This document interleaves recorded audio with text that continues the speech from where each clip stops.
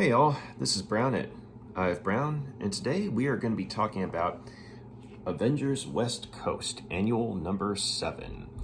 And this contains the second chapter of the Assault on Armor City storyline, which was in turn kicked off in the first annual of Darkhawk, and it finishes up in Annual Number 13 of Iron Man. So Avengers West Coast, Annual Number 7 is smack dab right in the middle of the two. But whereas I felt like the first chapter of Assault on Armor City, wasn't necessarily up to par with Danny Fingeroth's usual writing, as well as Mike Manley's usual artwork. It was a decent enough chapter in terms of, Darkhawk's portrayal, but I really felt like the thing that kept it from being as well done as it could have been was the fact that Danny Fingeroth did a less than stellar job of writing Tony Stark. Tony Stark, while he has had some stuff happen to him in his life, and in this case, having his technology misappropriated by his enemies, and that can make one paranoid for sure. The way he was portrayed in that particular book was very much shoot first, ask questions later kind of guy. So while it was understandable as to why both him and Darkhawk were wanting to go after Savage Steel for different reasons, the fact that Tony Stark started a fight with Darkhawk, right after they both apprehended Savage Steel, I mean, that was something that, was very much out of character.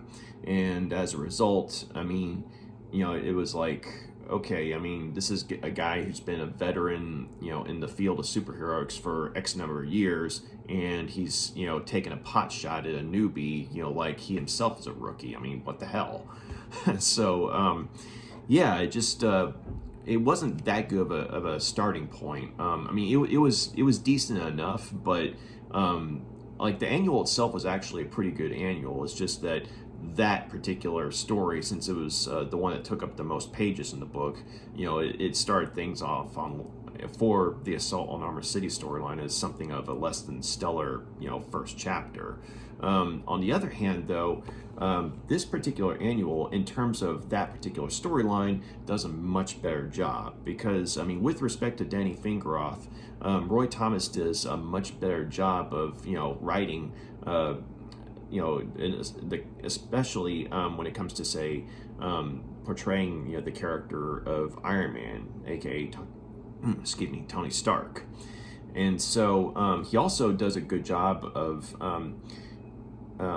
portraying Stark's relationship with his, I guess you could say his working relationship with his fellow teammates in the Avengers West Coast, as well as his continuing, I guess you could say, efforts to get to know Darkhawk, because here he actually does a much better job of, communicating with Darkhawk and telling him what's going on and what have you.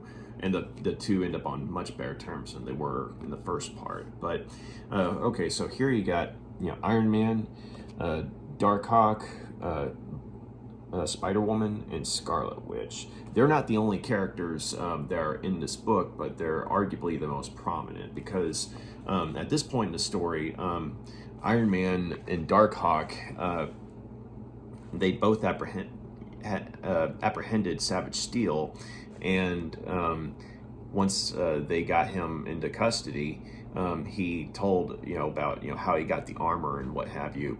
And so while the Savage Steel armor was based off of Stark's own designs, it turns out that those particular designs had been confiscated by an old foe of not only Stark himself, but of the Avengers, a guy by the name of Professor Power.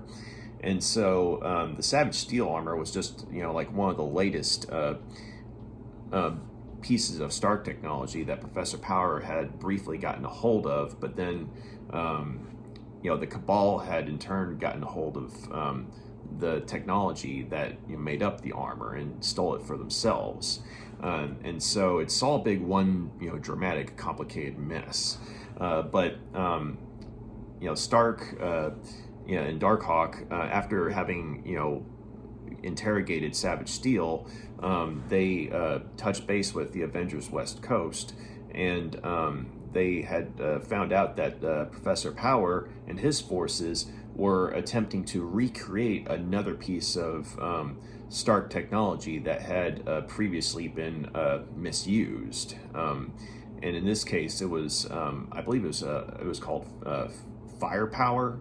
And it was this suit of armor that the last anyone saw of it was in the classic Armor Wars saga, which if you're wanting to see a great Iron Man story, check out the Armor Wars. I mean, great writing, good artwork, easily one of the best stories to come out of the Iron Man book. But anyway, though, so Professor Power and his forces are, amongst other things, are wanting to recreate, firepower for their own nefarious ends. And they've also kidnapped James Rhodes, as shown in the last chapter. Although at this point in time, it wasn't known by Stark and his forces yet that Professor Power was the one behind it. But nonetheless, his people have also kidnapped James Rhodes, who is Stark's best friend and eventually becomes War Machine. But Iron Man, Darkhawk, and Spider-Woman and Scarlet Witch, they meet up and attack the facility where Professor Power and his forces are at. And while Wonder Man and Hawkman and Living Lightning are going to be protecting Stark Enterprises, which James Rhodes was able to get a message out that the place was about to come under attack by enemy forces. And so the main team, they're able to attack the facility and destroy the firepower armor, as well as several other copies of armor that productions of armor that was about to be misappropriated. And they're also able to get James Rhodes out of the situation he was in and get him to safety. And so this was actually a better storyline, I think.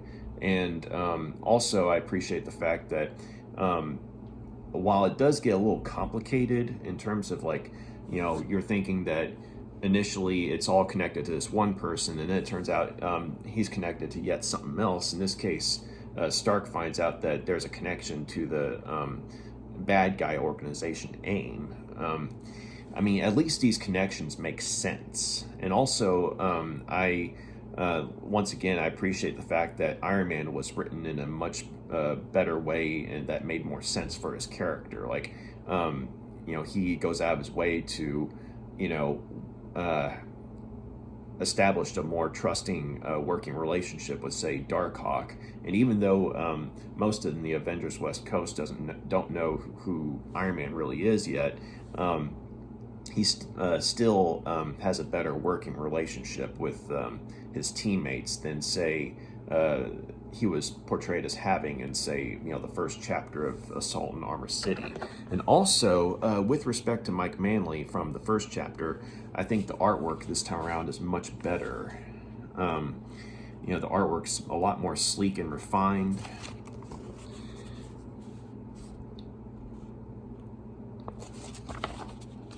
And also, you have some really cool bits where, Darkhawk, on one hand, he's a bit out of his element, and it falls to, say, someone like Spider-Woman to save his behind from getting ripped in half at times, and same with Scarlet Witch.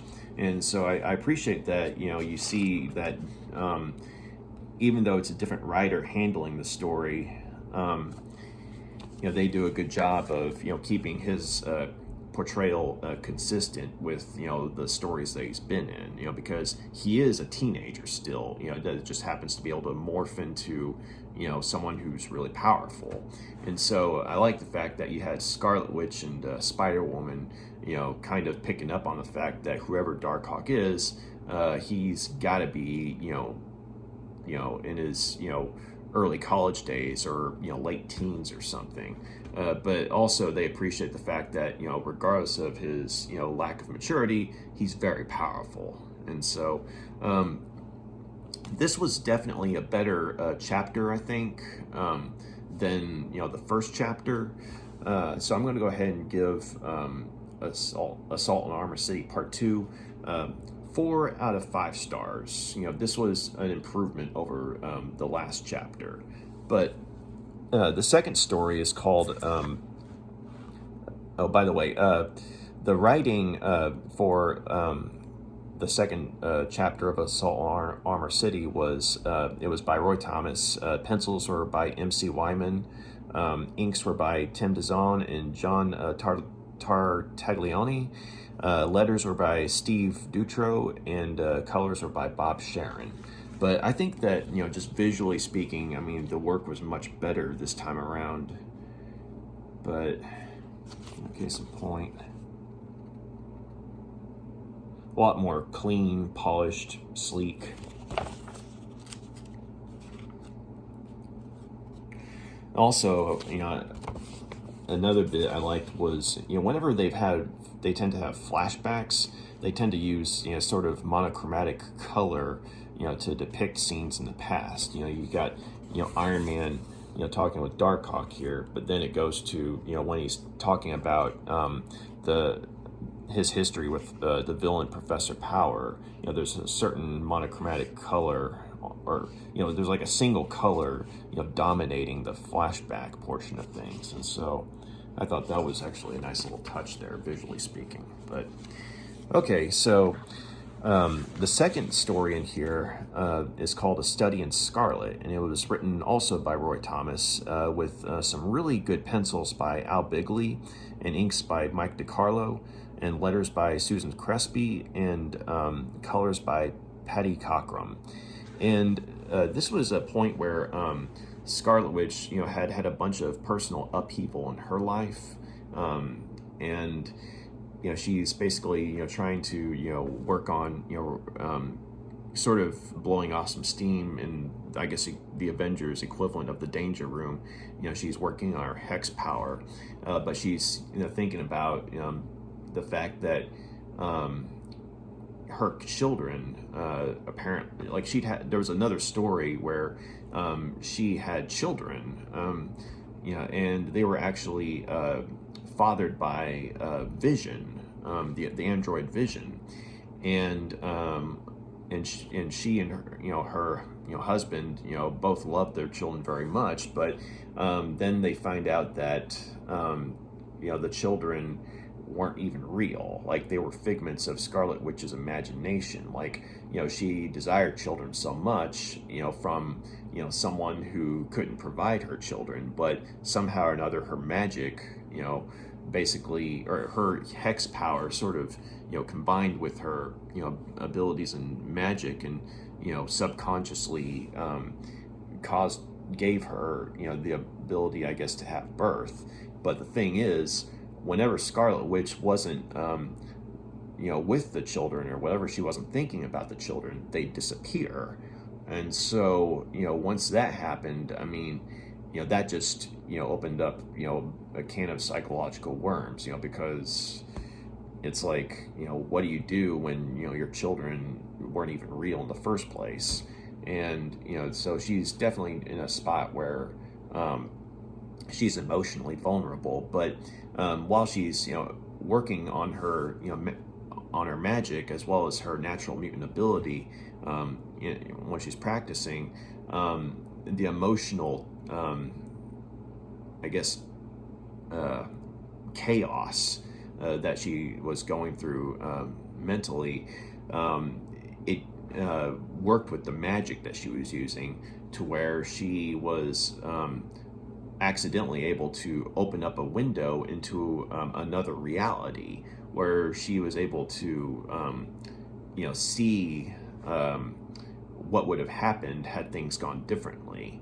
Like what would have happened if Vision hadn't been abducted by enemy forces and turned against the Avengers, and what would have happened if she and Vision had both been there to learn from Agatha Harkness, who herself was a witch, but a good witch, as it were. But if they had both learned from Agatha Harkness that, what was going on with the kids, and where as opposed to just Scarlet Witch being there. And so basically you see her having a chance to see, how life would have been if things had gone differently. And so, I thought it was not a bad story. I think in terms of, showing what was going on with Scarlet Witch's mindset at the time, it was fascinating to see. But also, I think it was a reminder of just how powerful she was, because, if she can see into another reality just by, subconscious desire, and her, power just kicks in to, open up a window just like that, what would happen if she put her mind to it? And it's interesting because I haven't seen the second Doctor Strange movie, Multiverse of Madness, and I haven't seen nothing. I haven't seen anything but the first episode of WandaVision. I want to see the rest of it, but I do know that her children are kind of a part of her storyline in WandaVision, as well as Multiverse of Madness. But the funny thing is, I heard that, the way she handles things, especially in Multiverse of Madness, like she's a full-on villain, in her, desire and, quest to, reclaim her kids who, weren't even real in the first place. And so I thought it was interesting that this story from 1992, did a much better job of, showing her growth as a character than, say, a more, mainstream, mass audience friendly movie would. Once again, I haven't actually seen Multiverse of Madness. I've just been told by multiple people about what happens with her character in there, and it just feels like it was a disservice to her character, whereas this story from several years ago does a much better job of handling that. And so I was going to say is that I really like the artwork here by Al Bigley. Give me a sec here. Beautiful first page for the story.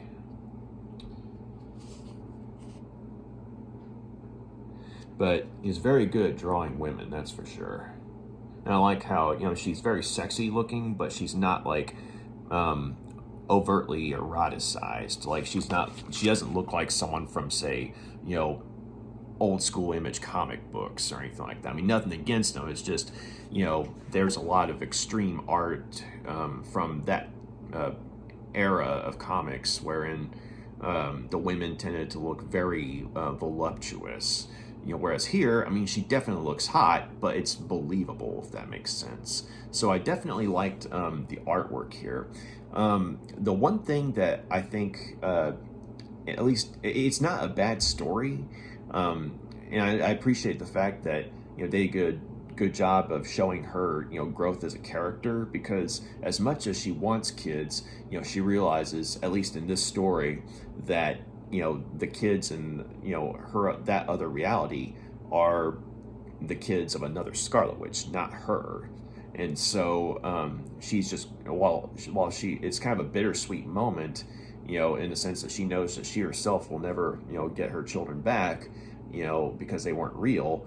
She knows that at least in one other reality, they were able to figure out a way to, keep the kids, and so they didn't just dissipate. And so, so I liked seeing that, but I honestly think that, for me at least, there were a lot of moments that were kind of confusing, because as I mentioned before, I never really read the Avengers West Coast, on a regular basis, at the time.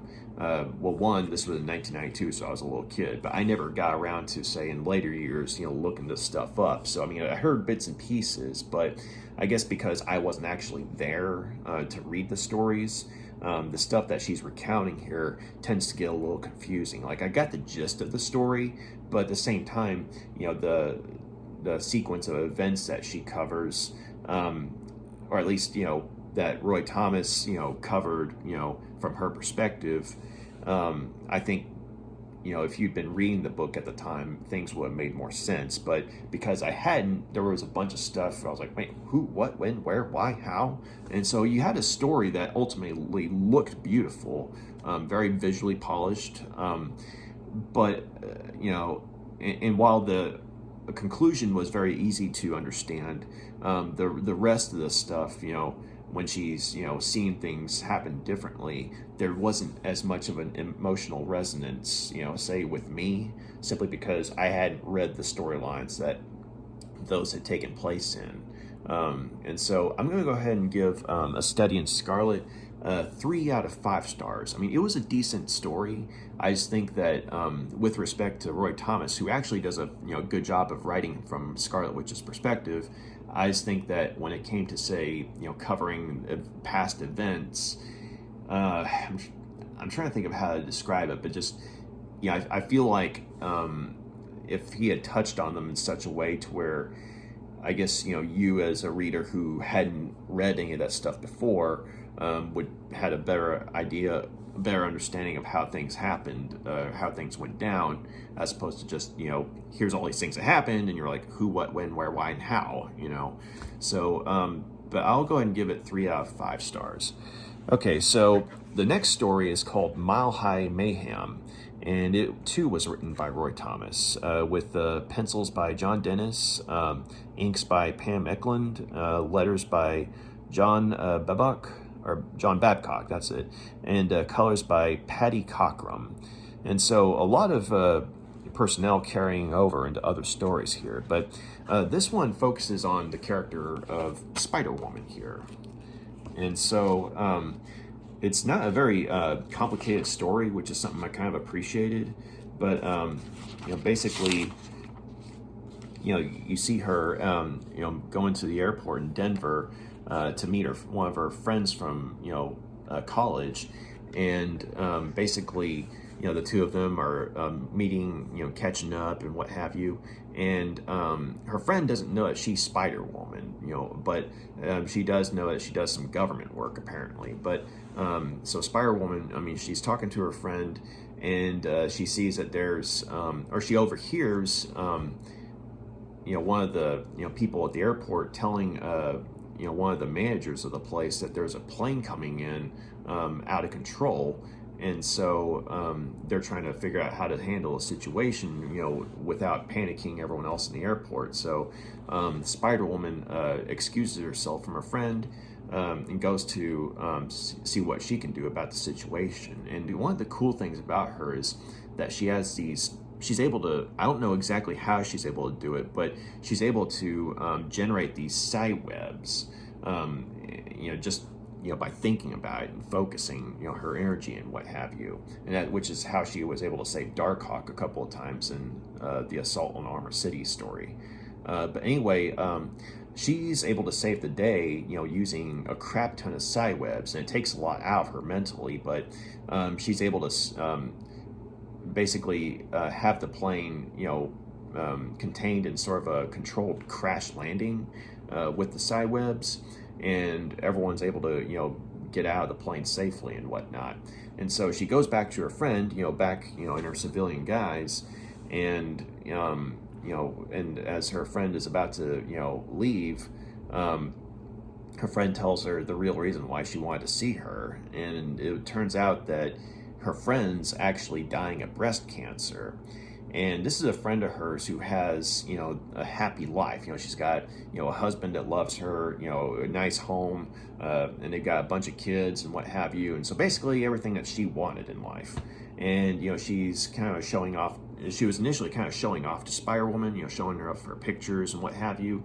And so Spider-Woman, she's got her own situation where she has a daughter herself, but she and her husband are divorced, and her husband has custody of their daughter, and she's trying to move to where she can be closer to see her, and so when her friend's showing her all these pictures, she's like, oh great, I mean, it's like she's happy for her friend, but she's envious of her too. But then when she finds out that her friend's dying of breast cancer, she just wanted to see her one more time. I just Yeah, it was definitely one of those twists where it came at the very end of the story, but it was kind of a reminder that, Spider-Woman herself kind of, is reminded that just because, you're seeing, someone, all happy and stuff, that doesn't mean that, everything in their life is perfect. Like, they have problems of their own, and in some cases, their problems kind of trump yours. And so, she, once she finds that out, any sort of, envy that she has is sort of, out the window, and she just, says goodbye to her friend and, leaves from the airport. But she makes a point to be a better mom for her daughter. But I actually like this story. It was very simple, but I think that's one of the reasons why I was able to appreciate it more than, say, A Study in Scarlet, because A Study in Scarlet, I think it relied too much on, assuming that the readers would be familiar with stuff that was going on with Scarlet Witch, whereas for some reason with Mayhem, Roy Thomas and the creative team, they did a good job of basically showing that there was drama in Spider-Woman's life, but it was fairly self-explanatory. Or just a brief explanation was needed, and you understood what was going on with her character. But also, I like how vibrant the artwork looks here. There she is. There's Spider-Woman right there in her civilian guise. Getting ready, sitting down with a friend, reminiscing and what have you. But John Dennis was, really good at drawing women, in my opinion. Once again, very sexy looking, but not voluptuously so, or not excessively so, I should say. But also, I thought, they did a really good job of showing her at work with her side webs, and basically, showing that, based on the amount of energy she's expending, it takes a lot out of her.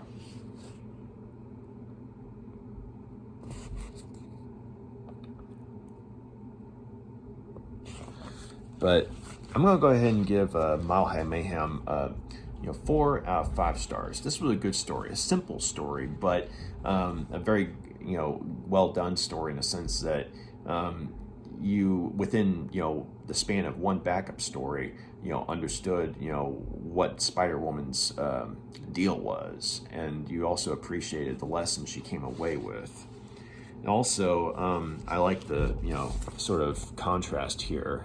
Things are kind of light and cheerful, and then, her friend's kind of faced in shadow, and when she tells her that, she's dying of breast cancer. But also, you got the bit right there where, her friend's basically, flying, they're all flying away, and there she is, sort of thinking about herself as Spider-Woman, and there's her daughter right there. But overall, a pretty good story.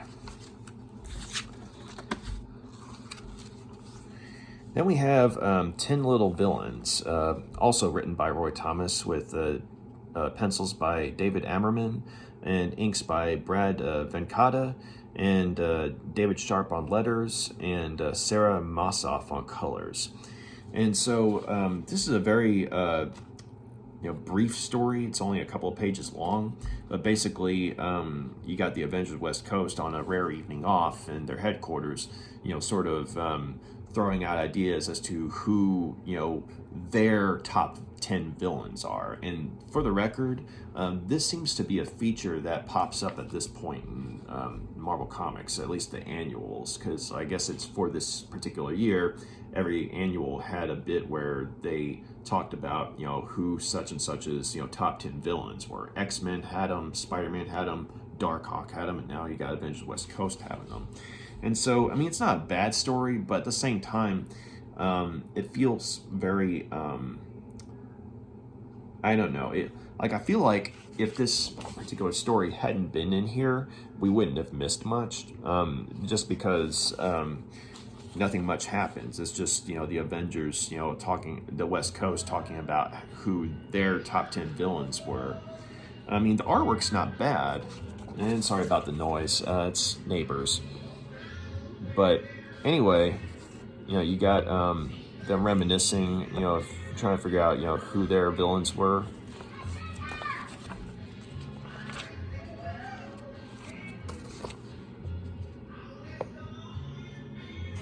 So not much to it really, but I'm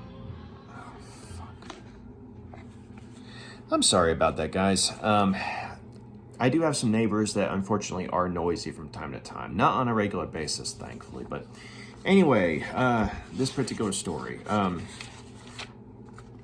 guess I appreciate the fact that, they showed that, they were kind of struggling to find out, who, would make their own villains. Or, which villains would be specifically, their villains. Because they're pointing out that a lot of their villains were, started off as villains that other superheroes faced. So, I guess I appreciated that, but overall, it's just sort of a, meh story.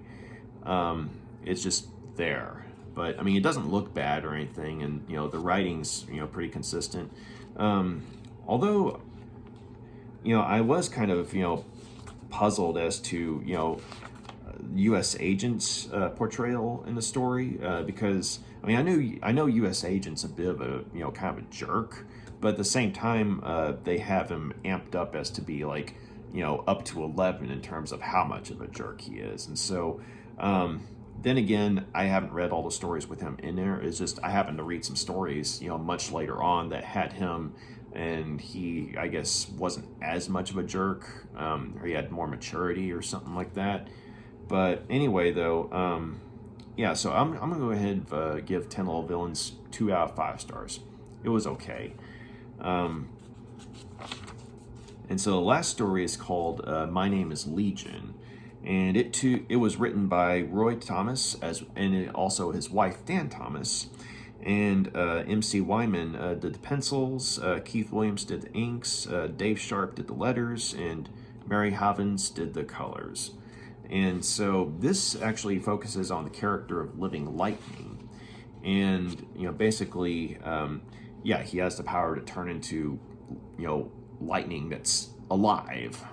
Case in point.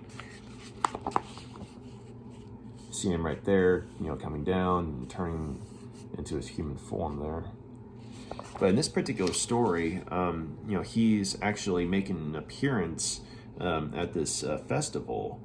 And basically in Mexico, and he's basically making an appearance to sort of I guess raise support for I guess Mexico having its own superhero and what have you. And so he's also there because his family is there too, because they're actually the ones who asked him if he could put in an appearance for the mayor of this town that they're in.